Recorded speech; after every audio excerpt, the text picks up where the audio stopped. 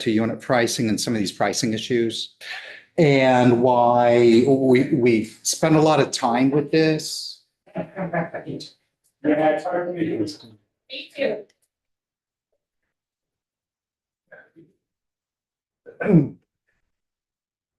And we've got, Scott, what do you think, a couple of years, if not 2.5, invested in trying to specifically update unit pricing laws in the state of Vermont. And I will just say that the current laws under Title VI are over 50 years old. They're antiquated. They were put in place before the internet even existed or was common. The buying experience was different. And what they came up with for the law was difficult to comply with, and it was difficult to enforce. So what we've done is we've tried to streamline the law to make it simpler and easier for people and retailers to comply with, and for our enforcement program to enforce at the same time. And nowadays we have issues regarding AI issues or dynamic pricing issues and electronic shelf tags and all of this. And we've made an attempt to try to address some of those concerns from the consumer point of view, while understanding the need and the potential benefits of those electronic shelf tags at the same time. And I'm going to just a little more background also. We work with our federal partners at the National Institute of Standards and Technology out of Washington, D.C. They have no regulatory authority, but they work on educating and promoting weights and measures issues in the state, throughout the states in the country. And Scott, I've got Scott here. He's the technical advisor in regard to unit pricing. He's done a significant amount of work on that. And I was very pleased to see him partner with NIST out of DC, and they saw the need to update the regulation in NIST Handbook 130, which we adopt by reference already, and to update for example, their unit pricing special guide, which we give to retailers and give guidance and training and so on and so forth. And usually this very seldom happens, but usually they have the technical advisors out of the Office of Weights and Measures from the Physical Measurement Laboratory, and they have 4 authors here listed. And I'm really pleased to have Scott, the only person from a state jurisdiction, also listed on that. It very seldom happens that they give authorship to someone outside of the group. And this is a wonderful publication. It's online, and it's something that the program and the state of Vermont can take some pride in. So when it comes to the technical aspects, we literally have someone in the room who literally helped write the book on unit pricing. And I know Scott spent a lot of time doing a lot of pictures and the tags and a lot of the language in that partnership. So why don't you go to the next slide, Scott? And one of the things that this update does do, in the prior unit pricing law or pricing law, there was no requirement for retailers, if they did not come under unit pricing, there's no requirement for them to even put a price on an item that's offered for retail sale. So if you had an individual store owner, they had one location and they had 7,000 square feet of selling space, there was no law that required to have them have an associated price with any item. So you could go in that store and there wouldn't be a single price, and there'd be no violation and nothing that we could do with that. And we would periodically get some concerns or complaints on that. Why did I go into this general store and half the items have no prices on them? And so we have a very basic statement in here in the update that would require a price, an associated price, to be with that item if it's offered for sale at retail. So some price disclosures item on that. And we think that that's a really beneficial thing for customers and consumers and equity in the marketplace between the stores. You want to hit the next one, Scott? And it modernizes some of the unit pricing requirements. It follows the guide, and it also follows the national standards. So it's very clear. It removes the outdated regulations, we adopt the national standards, and it clarifies some of the exemptions that were many in the unit pricing law for the state of Vermont. Having national standards is a great benefit to retailers. You have 50 different states. I speak with a lot of them, and they go into Massachusetts. Massachusetts has their own law and regulations. They go into Connecticut, they have theirs. They go into New York, and they have theirs. By having uniform standards, a large company knows what's to be expected, and they can come in and price accurately in the best interest of both the store and the consumers. Scott, you got the next slide? Representative O'Brien, questions? If we just go back, just because I'm curious, Yeah. what are some of the numbers mean up there, say beneath the 49.6? And I'm going to quickly let Scott jump in. Okay, so this is just an example tag from Right. it actually is one of the examples from that best practice guide.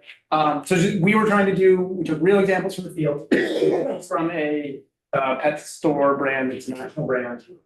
The big white price in white is the item price, the total selling price of that item. The orange price, as I said, is the unit price, the price per unit of measure, in this case, they chose use per ounce, which again, by the national standards, that's allowed.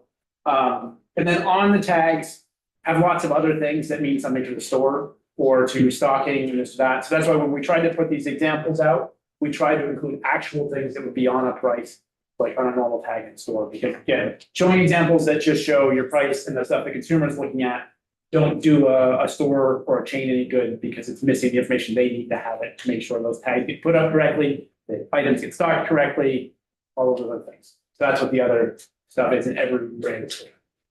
So those are all would make sense to Hannaford's or something, but Yeah, not for a consumer. Yeah, no, they don't make any sense to me, and I've read thousands of them.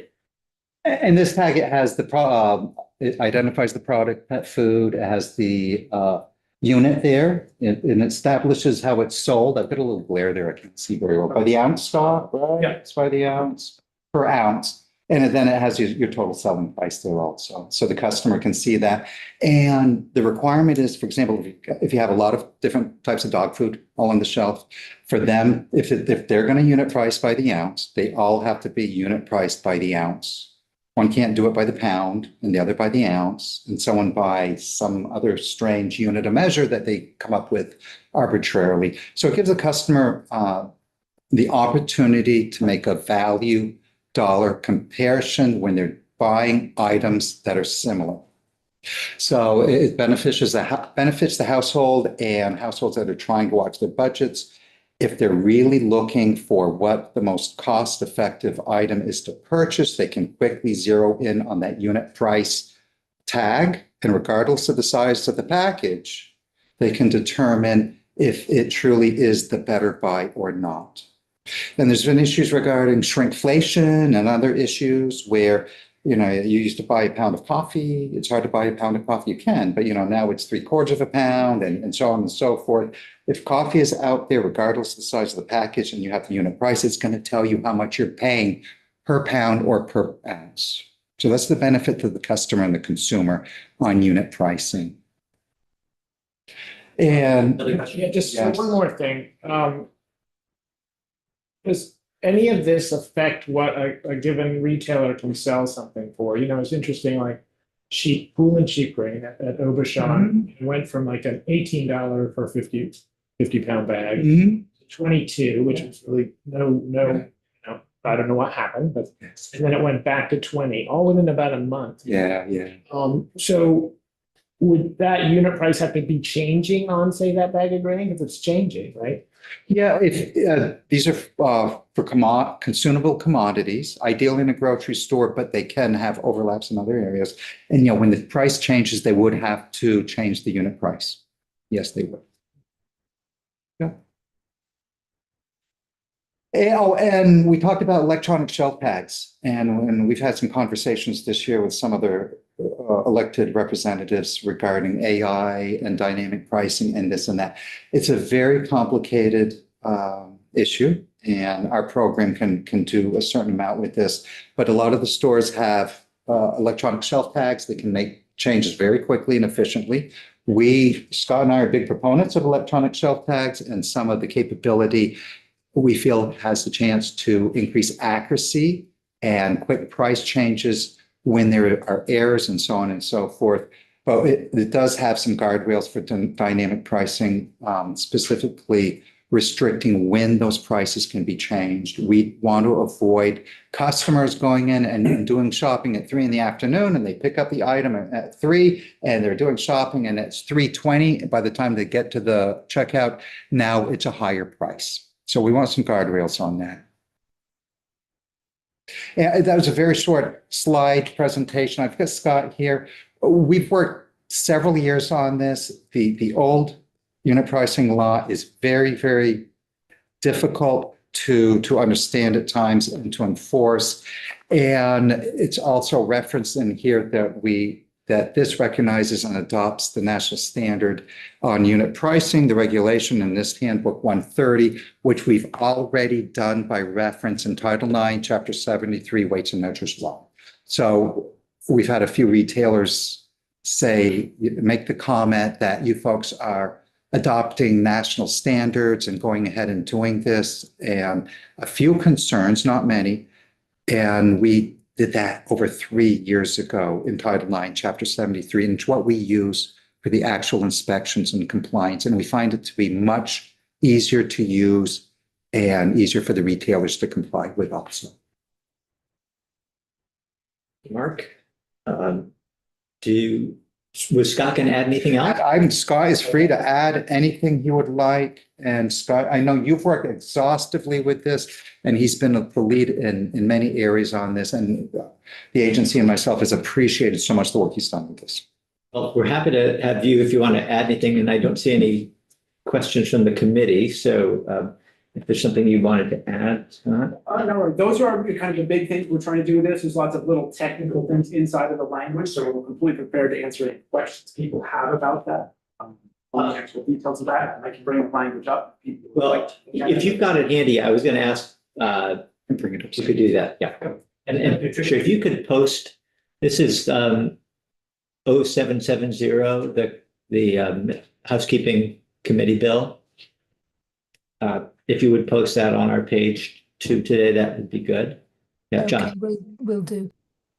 Mark and Scott, you also oversee gas. Yes. Okay, so like the last couple of weeks, nutty because of fluctuation. We'll see the complaints come in. We'll see when we had, was it 2 or 3 years ago? The prices went through the roof. Do you remember that? Yeah, 4 years ago. Oh, we had complaints coming in and the nationally, a lot of jurisdictions were getting hammered with consumer complaints on short measure and just the pricing.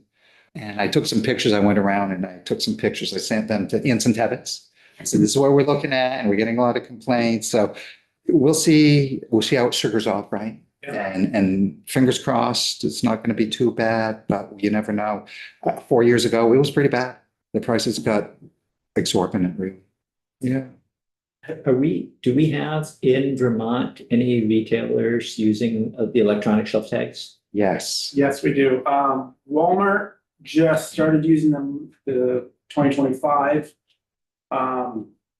Best Buy has been using them for almost a decade. All these, I believe, been using them since they moved to the state. I don't know when that was. All these. Yeah, so European-based companies, basically, I went to Switzerland this summer. I did not see a paper shelf tag in any store whatsoever. In Europe, they basically gone to this because it saves labor. And then 2, it allows them, in there, they're largely using it to discount during the day, like made to order food or ready to eat food, right? If you've got a deli, and again, there's sandwiches left at the end of the day, at 5 o'clock, the price jumps down 10%. At 8 o'clock, it jumps down a bunch more. So if you want to buy cheap food, you can get food at the end of the day, and those are automatic changes that they're pushing through. So yeah, getting back to Walmart, Aldi's, Best Buy, Home Depot or Lowe's has it in some of their stores as well. So it's here and it is coming. It's getting cheaper and cheaper every year. Is it in those stores that you just mentioned here in Vermont, is it supplementing or is it completely replaced paper? Walmart still have some, when they've had some issues, they're going back to paper for a short-term fix, but it's a global fix for them. I believe all these has been completely electronic, as I said, since they moved to the state. Home Depot and or whichever one of the Home Depot goes, I'm not sure. I think they still do have some paper signs. Usually there's some sales stuff where they are putting up paper signs. And I guess the other one I should say is Kohl's. Kohl's has electronic, they're not really shelf tags, but they're little units that are like, okay, this island, and then the prices are all on one screen in the middle of that island. This may not be important for the discussion, but I'm curious, how do they work? I mean, they're not wired, right? No, they're all wireless communication. So basically, the way the industry is explained to me, somebody at the home office controls the pricing. They can set a time to change, but if you want something to change live, somebody in the home office of Walmart in Arkansas can literally say, okay, we want the prices in this store in Vermont to change, and we're gonna drop them all by 10%. They can click a button, and it takes about 5 minutes for all those prices to change. Edsonville? Yeah, And it's all wireless. It's all cloud and wireless based. Hopefully, there are some check, I mean, most stores we've talked to have some checks and balances in the back end. And a lot of them have their prices set to push out. Like basically what we've been told, the industry right now is following the practices that we're kind of mandating. This basically just, when you're trying to change your prices, or especially raise them, do it when you're close to the public. So they're just timing these like, okay, programmed in during the day, they take effect at midnight or 1 o'clock. Yeah. All the prices are changed and updated for the morning. You know, we may have heard from when the agency presented the language, when Steve Collier, I think, came in and presented this concept and walked us through the language, we heard possibly a concern that AI, the technology advancing in general, doesn't need to be AI, could lead to situations like the one you just described, where, you know, based on what I've got on my phone at the moment, when I walk up, the price could change. Yes. I'm wondering whether there are, and you'll probably be able to say this when you go through this, and I'm thinking about gasoline, gas, but is there anything in existing law that says a gas station operator can't change their price during the middle of the day, or they Not that have I'm to do aware it before they open? Not that I'm aware of. No, there are, well, the ones that are using, and again, just going back to the mechanics of it, right? The ones that are using electronic pricing, like where the sign is electronic and the pumps itself is electronic. Those basically have an internal setting that the person inside can change the price. Any transaction that's already been authorized will stay with the old price. But basically the signs all change, and as soon as that person hangs up that transaction, that pump will then change over to the new price. So it is kind of a real-time thing. But again, it should guarantee, and again, we've never received complaints, and every time it's happened when I've been out and testing, inspecting gas stations, if I'm doing one thing, I may hang it up. I still see the price computed for what I started that transaction for. The next pump I go to will have a new price. So do you want to change, and does this change that so that gas stations couldn't change the price to extend before? It does not. It does not. This is for retail commodities to be sold. And the requirement on a gas pump in a gas station is if they change the price, if you've got your handle on the nozzle and they change the price, it's required to be there right there. So it's in real time. If it's changed, there could theoretically be, a second or two difference, or you don't notice it, but it's a different buying experience than when you go and buy groceries in a grocery store. You might be in the store at an extended period of time, whereas gasoline, there's a sign, I pull in, you look at the price on the pump and you pump and it goes back. We're not trying to mess with that. No, because we're pretty certain that in those situations, the consumer is getting what they technically agreed to pay. You want to just quickly, we don't have a lot of time, but if you want to just quickly highlight what the language here says, well, and the committee, we'll have a chance to look at this again, but if there's things you want to call out. Just so that I'll do again, I'm kind of just sort of, and I'm just gonna highlight kind of the new things. So like electronic shelf label, right? We've got a new definition of that. So that is new from 1980s. So that is a new definition. I'm not going to belabor it by reading it to you guys, but I'll read it up there. If anybody's read it, do that. The other things we did, because there's always been exemptions for limited time things. We did define what limited time means. Basically, you can have a limited time offer for 60 days. If it's longer than that, it's no longer a limited time event. We came up with a definition of made to order. There's a lot of those type of things. We want the price to be there, but again, the unit price of things maybe that stuff will be mostly exempt from unit price. Those are like foods you go in. I want to get a deli sandwich. That's just gonna be completely exempt from those things. They have to post the price for the sandwich, but they don't have any sort of unit pricing in those type of things, whether it's whatever it is, if it's made to order. We added a definition for real-time dynamic pricing. The reason we went with real-time dynamic is because dynamic just means things change. Obviously, but we all know prices change. So to say a dynamic price is just to say a price because it is changing. So real-time basically means, like, as you said, like, can't change it during the day when you're open to the public, people are picking up things. We clarified a little bit what a retail establishment was, because the last language was a little bit confusing on those issues. The total selling price, just because we're adding a requirement to actually post the total selling price, and have it be accessible when somebody is checking out, which most stores are compliant with now anyway, just so when you're ringing out, people can actually see that price as it rings up. So if something's different, they can then inquire about that difference.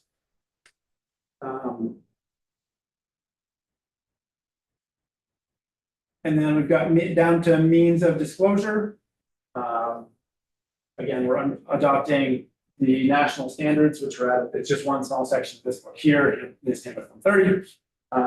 UPR, uniform unit price regulation.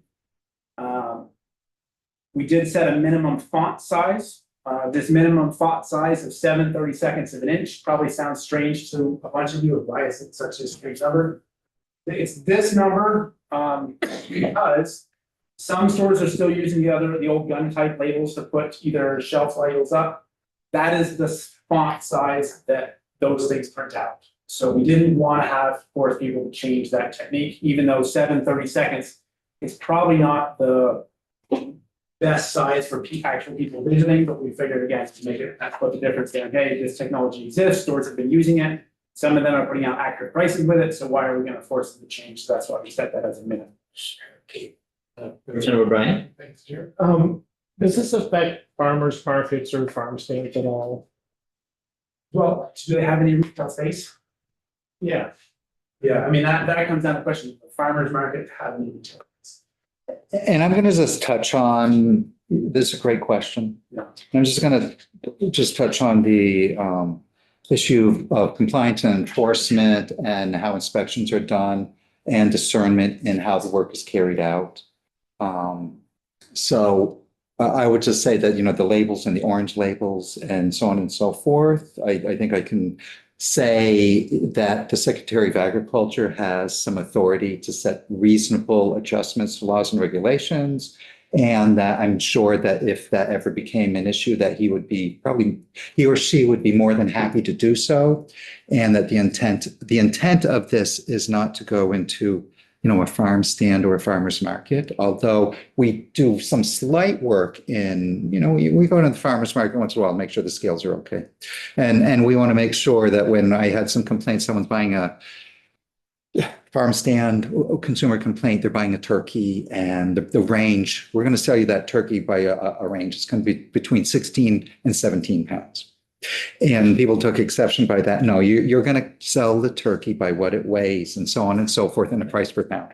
Having said that, that doesn't mean that they have to put up an orange label and this and that. And plus, if there's some exemptions here also that Scott is going to hit on exemptions if you have 2 or fewer It's actually up there right locations now. If you guys want to read it, it's and less than 6,000 square feet, then those places are exempt from unit price. unit price. So this is, we. From unit, not from pricing, but from unit pricing. The old one, you didn't have to do any price. This one, you would have to have a price associated with the product, but you would not have to have the orange labels and the unit price and so on. So the farm, the farmer's market would be considered the same thing too. And that was where we had, somebody brought up this question in the discussion, and we figured the farmer's market, I have never seen a farmer's market stand with 6,000 square feet.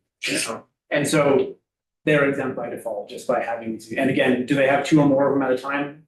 Only a few farms may have 2 simultaneous, or again, more than that. So again, they'd be doubly exempt from the unit pricing regulation. And if they did have more than the 2, again, there's this discernment when it comes to compliance and enforcement. Some of the agritourism, like, Yeah. horse farm or brag farm, the bigger ones, right? So I maple syrup and stuff like.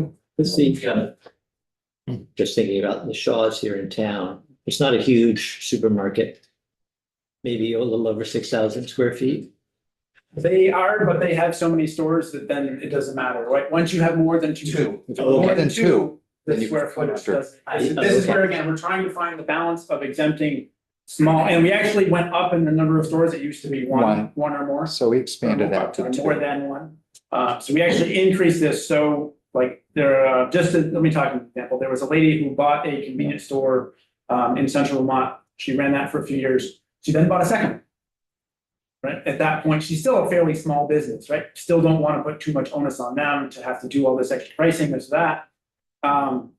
She has since bought 3 more and 1 small grocery store. So now she's hit that point of like, you're not really a small chain anymore. Now you're something bigger. So this is where we tried to find that happy medium of allowing some growth before, and again, I can read it out. The retail establishment that has 2 or fewer stores, each with less than 6,000 square feet of retail space, is exempt from unit pricing.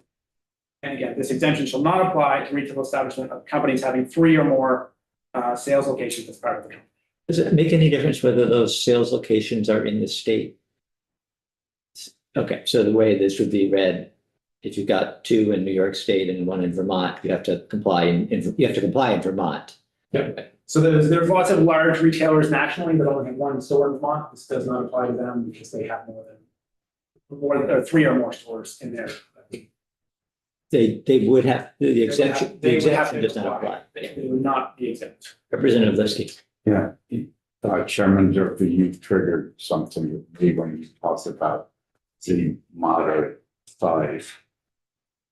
Shaw's in Montpelier, my community has referred to as a ghetto Shaw's. It's really small compared to that one. That's in Stowe, Vermont, for the record. That's right. But there's a colloquial notion that that store charges more than if you go up to Morrisville. Does any of these multi-chains, can they charge more one store than another? Yes, what they charge is, we don't regulate prices. We don't have the authority to regulate that. Yeah. Thank you very much. Customers need the information, know what they're gonna buy, and they can charge anything they want, and They do. they do. And this Stowe, I know why they they charge in Stowe well. Higher end wine and cheese in the Stowe store than there is in the Montpelier. You know that, or you're just assuming that probably correctly? Well, whiskey's the same in every store. And the price the same. That's what I mean. I don't want to go too long here and eat into the next bit of testimony. So I saw one question from Representative O'Brien, and then if there's anything else you want to highlight, Scott. So medical things, the pharmacies, do they have unit prices? By, Like, do you actually mean the pharmacy in the drugstore? right, yeah, Drugs, exactly. drugstore. No, the pharmacy itself, if you get a bunch of Percocet, does it have a unit price on it? So so again, this is where we go into the definition of retail space. Like a retail space is where the consumer can be. So anything actually in a store behind the pharmacy desk is not actually retail space. Yeah, so it's not over the counter. Yeah. Is there an exemption, Scott, also on pharmaceutical, on certain? There are, yeah, if we just go down to the There's more exemptions, exemptions. so there's a few different ones here. So Yeah. again, well, actually, this one's at the beginning, now that I'm going back to it. So right here, so right in the consumer commodities, here are used around the house. Where did that go? It was here. Drugs sold by prescription. Yeah, there you Yes, go. Okay, by that's for drugs sold by prescription, by prescription. I prescription. was looking at the lines below, yeah. Yeah. So that's exempted. Get it? Okay. Other things to highlight, again, just going back to what we've already kind of talked about, so you can see the actual wording here. This top line is the line with the language, we just kind of putting those guardrails around dynamic pricing and electronic shelf labels. And the reason it's specifically for electronic shelf labels is in practicality now, everybody who's using paper labels is changing price, like the labels are being changed during working hours. So if we made this blatant, like blanket over that, then everybody's got to have people in at night changing prices, which again, we felt is not adds cost to business, but doesn't include a benefit to the consumer that much. That is, and then we have our set of exemptions, and most of these exemptions are for the unit pricing, not for the retail. Actually, posting the retail price, there is only one exemption for posting the retail price, and that is if everything in your store is the same price. And then it's fair enough, you don't have. And we do have a set of, again, there's a few like seasonal decorations we feel didn't really need unit pricing because it's only seasonally in the decorations. And traditionally, beverages subject to the Federal Alcohol Administration Act have been exempt from unit pricing, so we just figured it'd be easier just to leave that same. It does look funny if you see beer and wine side by side in the store, or hard liquor and like beer or wine side by side in the store. Well, one will not have unit pricing, the other one will, and they will literally be side by side on the shelf. It looks funny to the consumer and it looks just funny to the eye, but it's not required, and it hasn't been required. So we stay with that.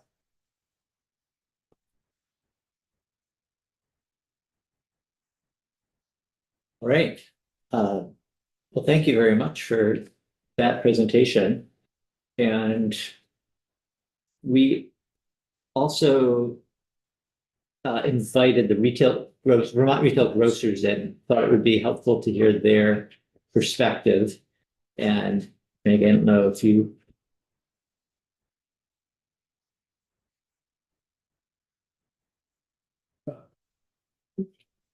Mine's over there. Oh.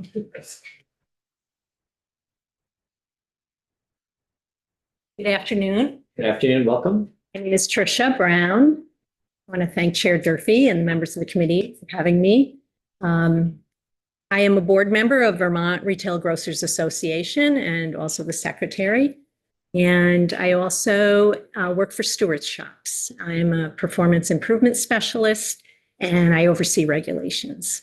But today I'm really here to discuss kind of the perspective from the associations. Regarding the proposal under review regarding unit pricing, the association does not oppose it. But what we would request is, and it kind of gets to the exemption that they shared, we would request an exemption for convenience stores. And I'm going to talk for convenience stores, small retailers. I'm going to talk a little bit about that rationale, both from the customer perspective and also from a business perspective. Obviously, and we all know, unit pricing has a purpose. I mean, it has meaning. I use it all the time in when I'm grocery shopping.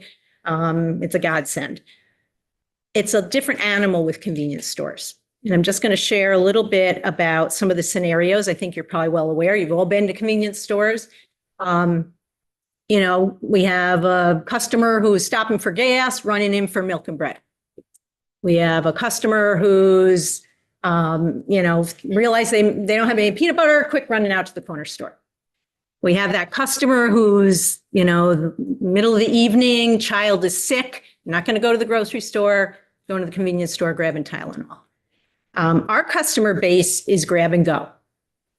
That's what they're there for. Single purpose, get out. On average, customers in convenience stores are there between 3 and 5 minutes. They spend about a minute looking for their items, 1 or 2 items, usually don't even fill a basket. They spend about a minute waiting in line and, you know, the register, checking out. And maybe about 45 seconds walking in and walking out. That's it. They're there very quickly. Their purpose isn't, you know, to comparison shop. They have a purpose. We actually, I will share one thing regarding Stewart's is we went back 15 years of customer service data, complaints, positives, negatives, whatever. We had only 15 years, but there's never been a complaint or a customer calling us regarding the need or the want for unit pricing. It just hasn't been something that from a convenience store perspective is an issue. Now, so that's the customer perspective. We don't see the value from a customer perspective in a convenience store. But let me talk to you a little more about the business side of it. I know you have the exemption for those with less than 2 or 2 or less. But overall, for our businesses, our members across VRGA, this is a lift. If you go into any, even the chains, you go into, the Maple Fields or, the Cumberlands, they're not using unit pricing.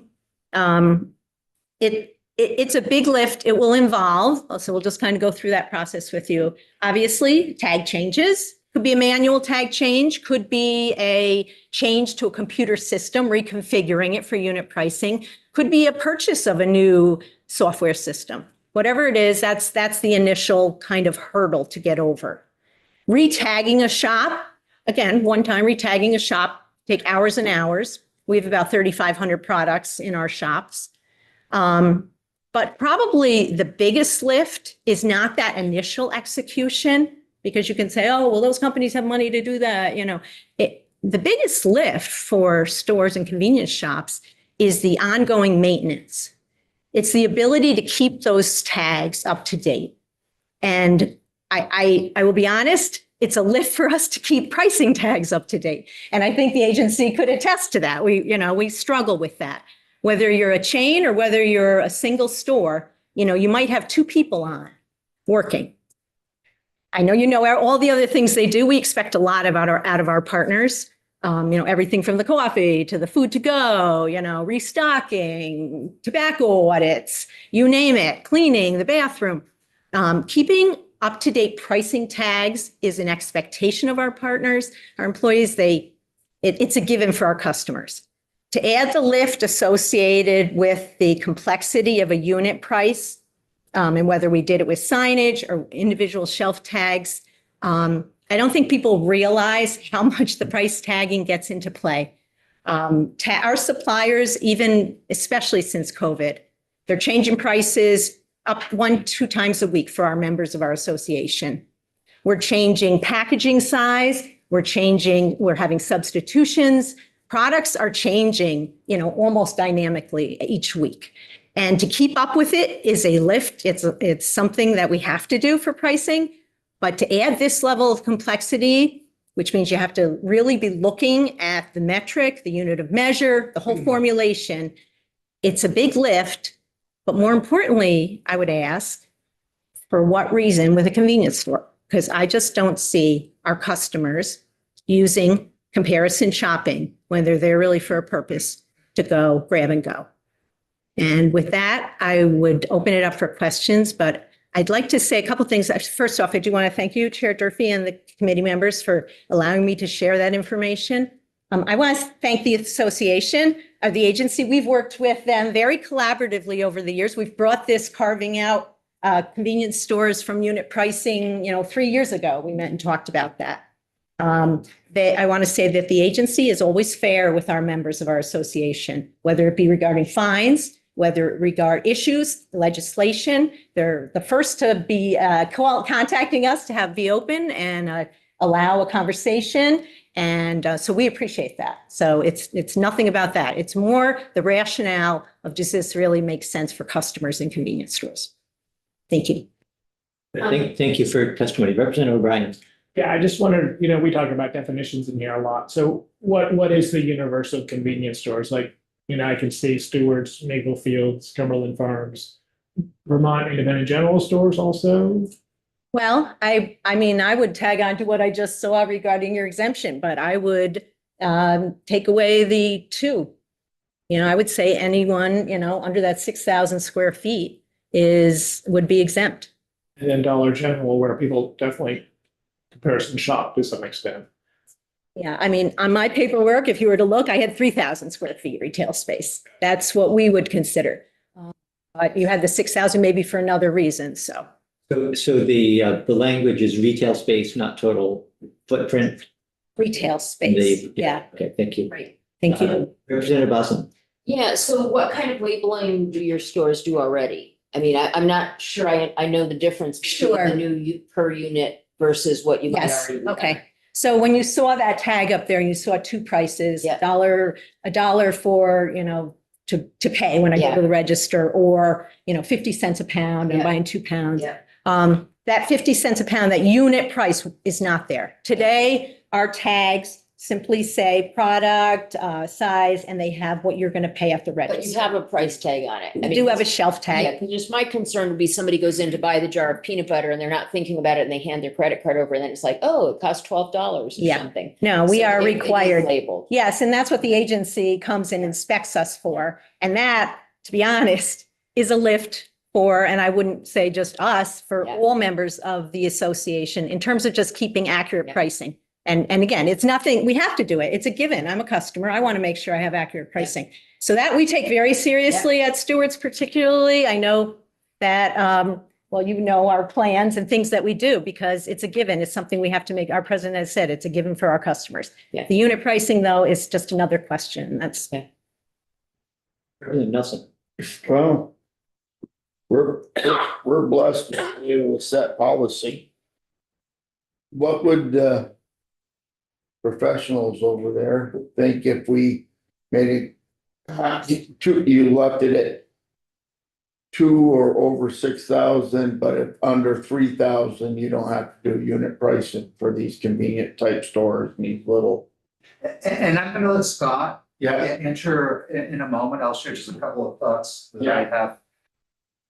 You know, I appreciate, and again, I appreciate the comments. We work closely with the retailers. Very happy to have the Retail Grocers Association here today to be represented. Scott personally reached out to them and some of their members and shared this proposal, and we had some conversations, and we greatly appreciate this dialogue. We've talked about this internally a lot. It's not, to me, it's not simple, but it may be simple with Scott, but I'm a little more complicated.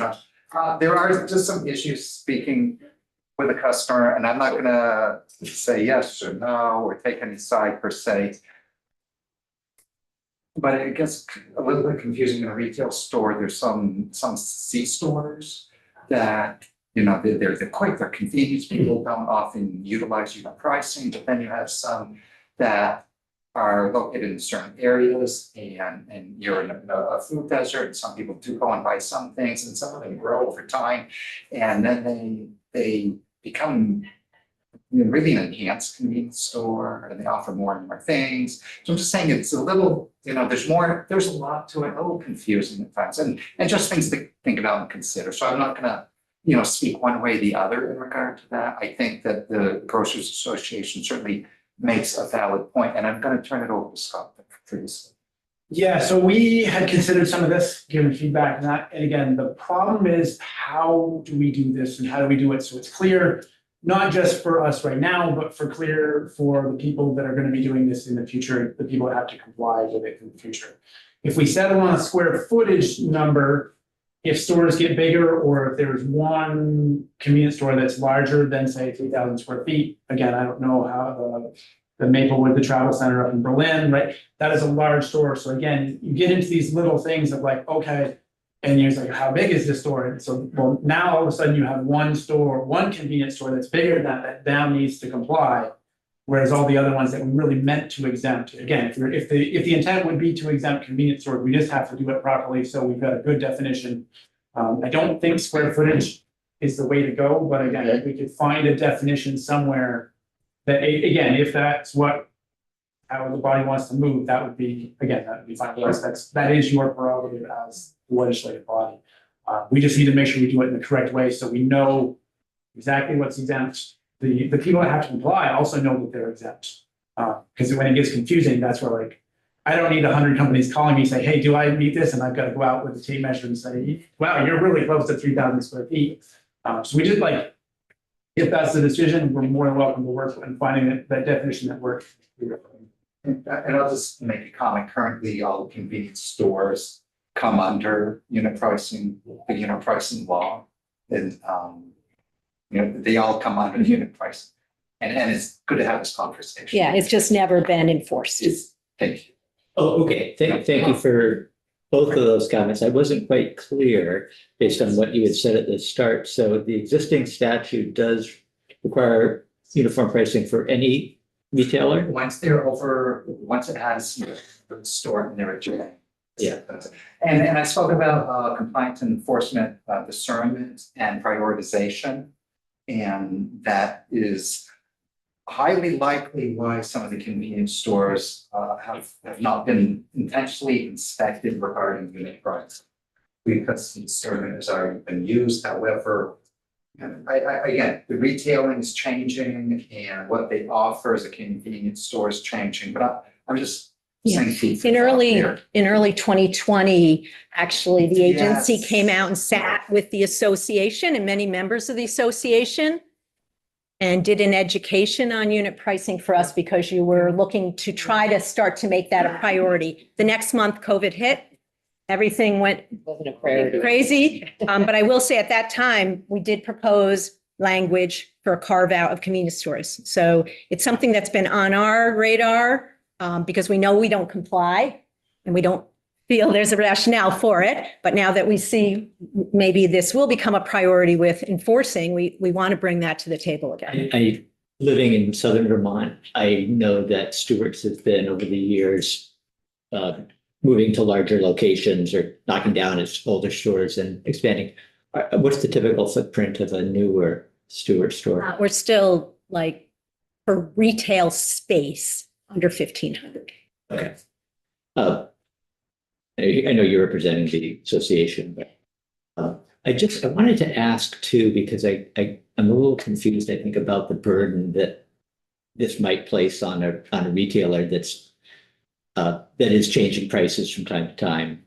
Why, if you're talking about the price changes, I've got to put a new tag on, why it matters that tag would also have a unit price in addition to the shelf price. So for an example, I know the agency asked us to estimate what it would cost us to put this in play. And when we looked at our 3,500 products, we have to go in individually. We have to look at what we're out there using in terms of size, the metric, all that. We have to be able to basically incorporate that into our database.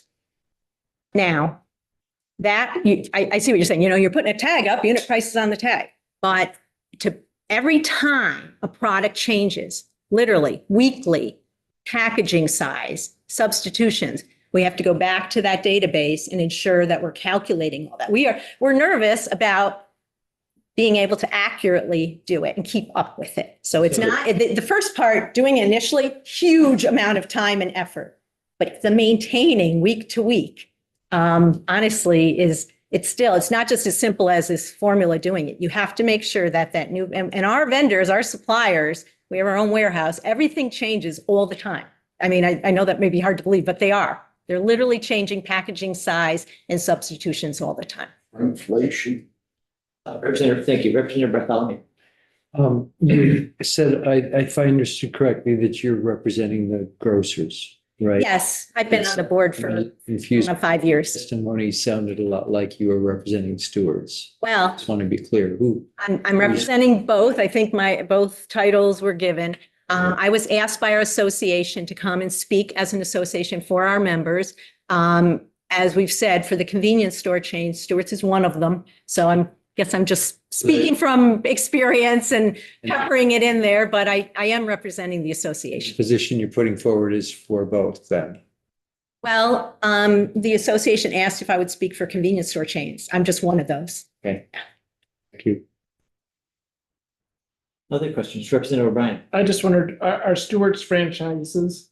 I mean, are they independent? We're All a family-owned business, the Dakes. And myself as an employee, we own 40% of the company and we're moving to hopefully be over 50%. So everyone in our shops are partners. And again, we put a lot of expectations on our partners, as I said, in terms of their roles. You may only have one or two in the shop, just like other convenience store chains. You don't see many people there. So again, this is just a lift. It's a big lift. And one last thing I would say, as a partner in that firm, I've always been very impressed by how they look at taking on new ventures and cost. Would I do this at home personally? I own this company. Would I do this? And if it makes sense, yes, but it's kind of that reasons versus rules. And in this case, we're struggling with the reasons. I was just wondering, because what was mentioned earlier, say a gallon of milk And at the Stewart's in Rutland, is it gonna be the same price as the No, not So- always. Sometimes we do have tiers depending on geography. different unit price? You can't just, Yeah, we would have to be looking across, sure. But I mean, that's again, back to the conversation earlier, depending on, we do have a lot of vacation towns up in northern New York, in the summers. And yes, it depends on geography. Based on what you know about other states, thinking New York State, but any other states that you might be aware of, are there unit pricing laws either followed or not followed in other states? We read the legal wording for unit pricing in New York State is that the convenience stores are exempt. We're also in New Hampshire. That's pretty new to us. We only have 2 shops. So our tags today are just item pricing. I think unit pricing is required there too. So we may get dinged for that, but across our company, we've had the same tags. Thank you, Patricia. I want to, oh, I'm sorry. I'm just a little confused because I kept hearing references to 2,000 or 3,000 square feet. And I only see 6,000 in the bill. I'm confused about where those other numbers come in. 3,000, what she was This one proposing she's- as a change, Yeah. as an exemption for, they were proposing that as a change to what our language. And as I said, like, square footage numbers are hard because stores are getting bigger and changing sizes. I think we don't want, if the intent is to exempt convenience stores, and then that's what decided, we just need to come up with the right way to do that. And again, square footage, I think, becomes a little bit strange because stores get bigger, smaller. You don't want to leave one out when you actually meant to exempt it. So I'm still not understanding the bill says 6,000, 3,000 is smaller. It would mean more stores had to comply. What am I missing?